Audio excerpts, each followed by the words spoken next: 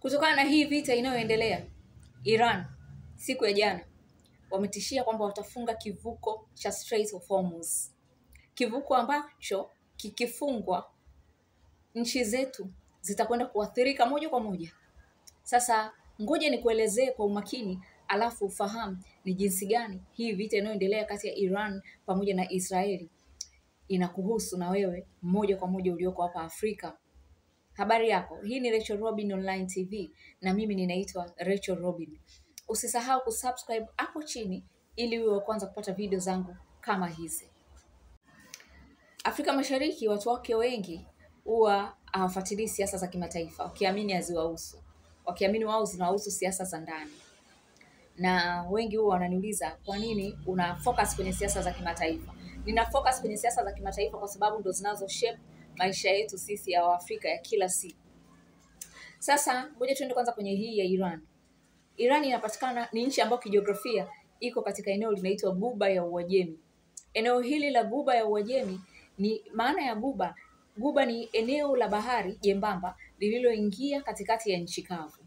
Kwa hiyo pale Mashariki ya Kati, eneo hili Ghuba hii inayoitwa Ghuba ya Uajemi, pembezoni mwake kwenye ili eneo la nchi kavu kuna nchi mbalimbali. Moja ya nchi zilizokuwepo katika hiyo Ghuba ya Uajemi ni Iran, Bahrain, Saudi Arabia, Qatar, Emirates, yani United Arab Emirates, pamoja na nchi nyingine kama Oman, Iraq, ndo ziko katika Ghuba ya Uajemi. Eneo hili la Ghuba ya Uajemi ndio eneo lenye mafuta na gesi nyingi nafikiri duniani zimerundikana pale.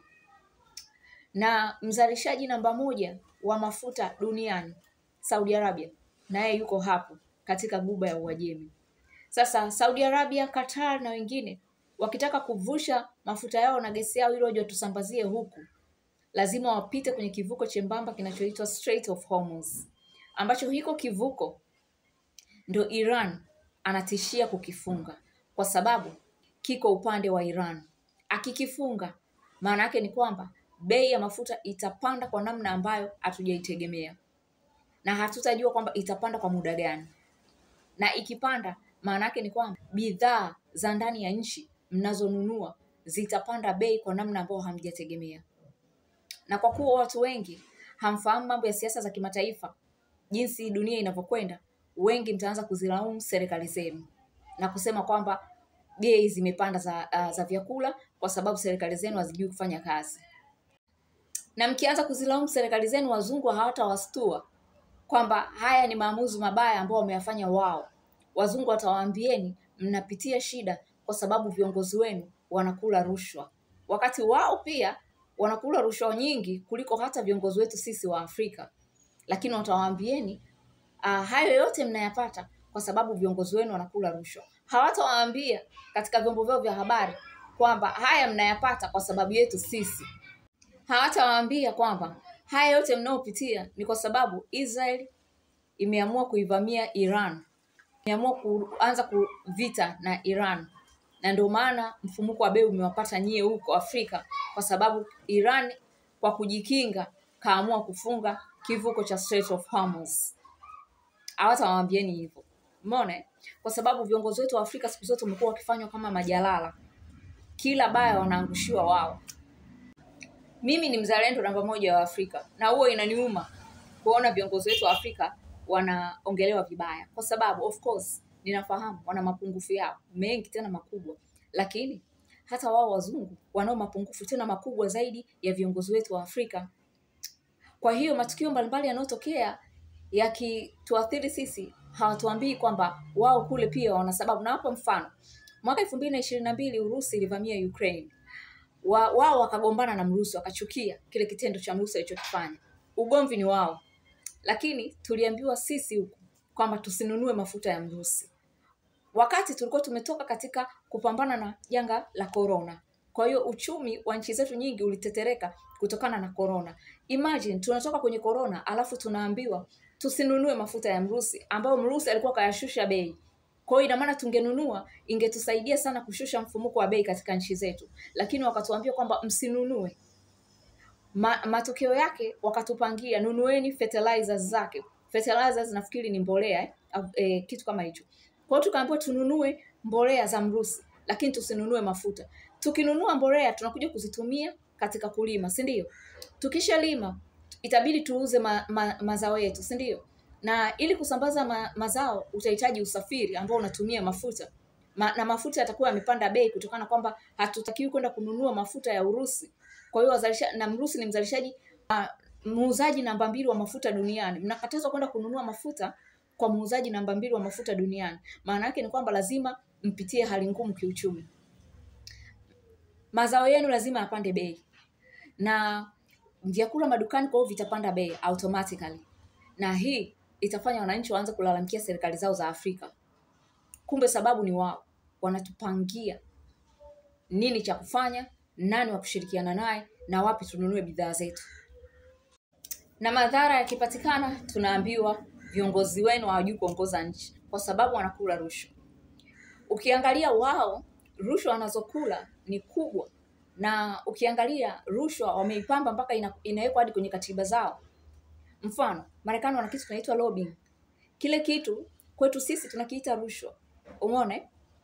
Lakini wao ile sio rushwa. Ile iko kisheria mpaka kwenye katiba yao ni inaruhusiwa. Lakini ukiangalia wao, waulize hela wanazopeleka Ukraine vitani zinakwenda wapi? Hawafahamu hata zinakwenda wapi mahesabu yake. Silaha hawafahamu zinakwenda wapi mahesabu yake. Umeona? Walikuwa na rushwa mwaka juzi, rushwa ya Qatar, bunge la Ulaya. Rushwa nzito, walikutwa na maburungutu ya hela, viloba vya hela ndani. Umeona? Wabunge wa Qatar, wabunge wa bunge la Ulaya walikutwa na rushwa nene ya bunge la Qatar. Na hawa wabunge wa bunge la Ulaya ndio sisi wakiongea kitu tunaonaga wa maana. Unaona? Rushwa zao kama zile hawaziongelewi sana, ila wanaongelea zaidi rushwa zetu. Wakati rushwa zao wenyewe ndio zinatumia pesa nyingi sana kuliko hata rushwa za viongozi wetu. Afrika ina utajiri mwingi sana kiasi kwamba hata viongozi wetu wangekula rushwa kiasi gani, bado tungepata na sisi wananchi. Bado na sisi tungeendelea kufaidika. Gaddafi alikuwa anajineemesha na familia yake, lakini kwa kuwa kuna utajiri mwingi sana wa mafuta Libya, bado na wananchi wa Libya walifaidika kama watoto. Walilelewa kama watoto. Huu ndio utajiri wa Afrika ulivyo. Hata viongozi wetu waibe kiasi gani, bado tutafaidika. Lakini kwa kuwa wao ndio wana control sera zetu sisi za kimataifa na sera zetu za uchumi, ndio maana ni kazi sana kwa kiongozi yote wa Afrika kuweza kuifanikisha nchi ya Afrika. Hata akikaa malaika hawezi kuwatoa mkafanikiwa, kwa sababu sera za uchumi na sera za kimataifa wana control wao. Mtu anawaambia viongozi wenu hakuna kununua mafuta Urusi, na wakati mmetoka kwenye corona. Hapo nani ana control sera zenu za kimataifa? Na mtu anakuambia kwamba tunakukopesheni hela, lakini sisi ndo tutacontrol, tutawaelezeni nini cha kufanya katika uchumi wenu. Sisi ndo tunawashauri nini cha kufanya kwenye uchumi wenu. Wanaokuambia tutakufanya kwenye uchumi wenu ni watu ambao wanataka maliasili zenu.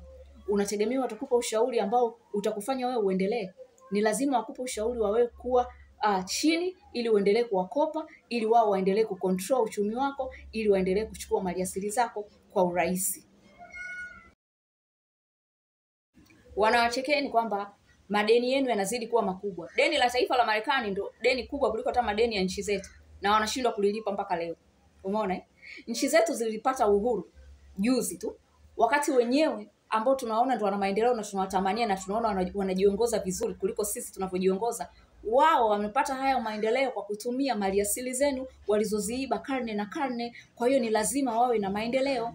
Ni lazima muwaone wao wanajua kujiongoza. Hakuna wanachojua kujiongoza. Hawajiongozi kwa kutegemea kodi. Foundation ya mafanikio yao ni mali zenu nyie. Na mpaka sasa hivi wanaendelea kuwakandamiza kwa kupitia mikopo ambao wamewapa, kwa sababu nyie mmepata uhuru juzi. Kwa hiyo ilibidi muwe na mkope hela kwa ajili ya kuendeshea uchumi.